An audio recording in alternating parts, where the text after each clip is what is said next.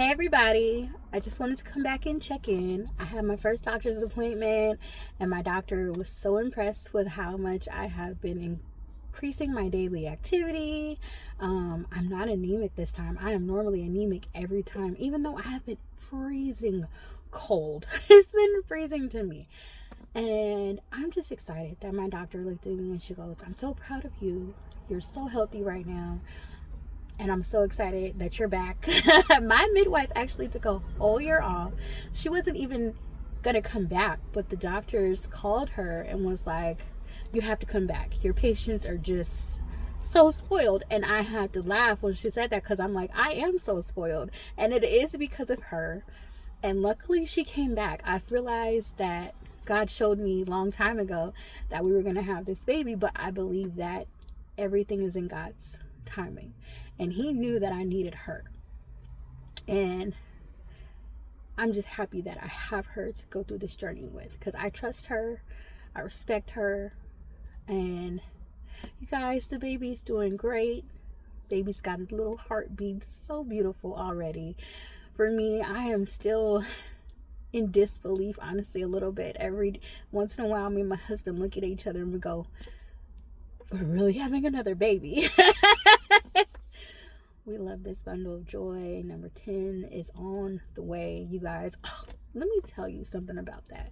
So I think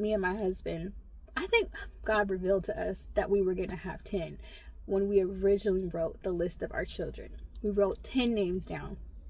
And I actually took the very last name from the bottom and named my oldest daughter that, because I was like, there's no way we're going to use all 10 of these names. And we actually didn't, because we end up diverting because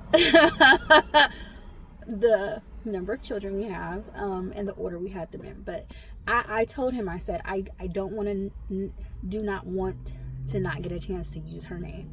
Her name is Kaya Sky.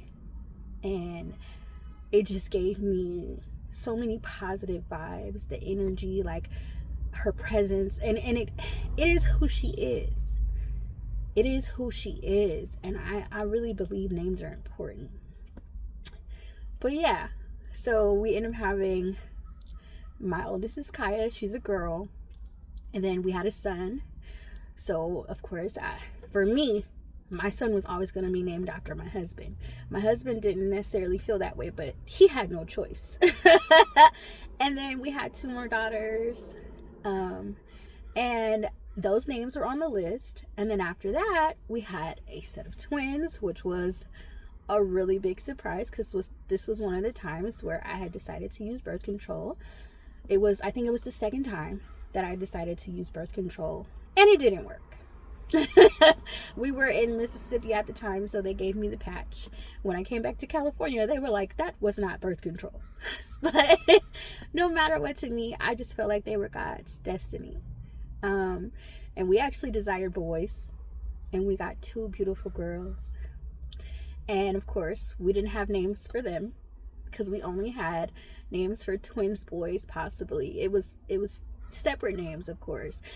But we had names that worked for twin boys, not twin girls. We actually were very sad because we were like, we already have 3 girls. Can we have more boys? But I wouldn't change it. I wouldn't change it for the world. And then after that, we actually had 2 more. We had 2 sons. So that was just a joy. It was just a joy to finally have more boys in our life, boys in our space. I am one of 8. My parents have 5 daughters and 3 boys, so I wanted more boys. I know what the energy and the dynamics of are all those girls, so I wanted more boys. And right now, we currently have 6 girls and 3 boys. So, we're definitely hoping for another boy, but we know that it's in God's control, and we have a girl's name as well. So we'll be genuinely happy with either child, with either gender, but the hope is definitely for another boy.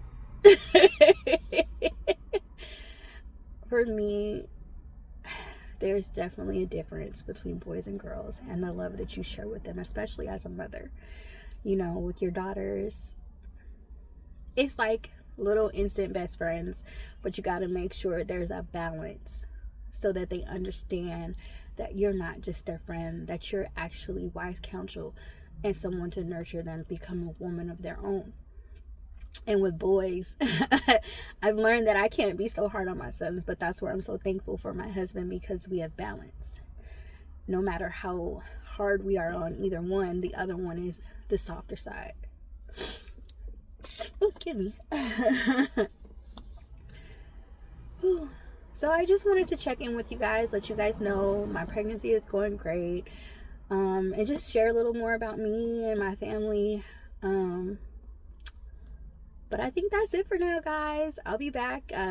I'll further talk about my journey with being a mother, with carrying my babies, and also taking care of myself, because that's definitely changed over time too.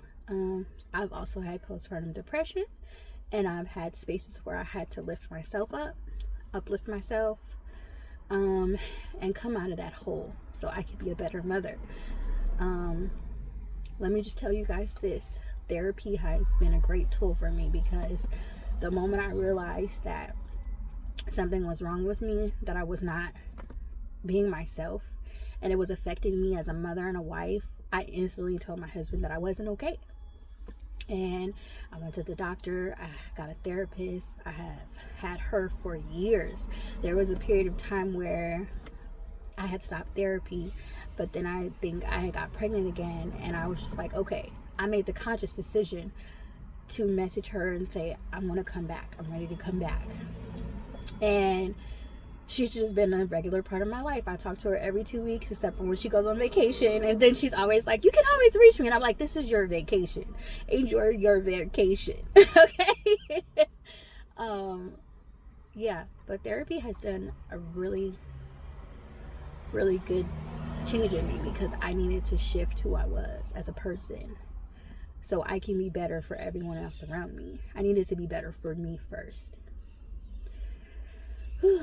So moms, number one key: if you find yourself not being yourself, take a step back. Ask for help. Figure out what you need to do for you, because no one else is going anywhere. No one else is going anywhere. And then all the energy that you give is gonna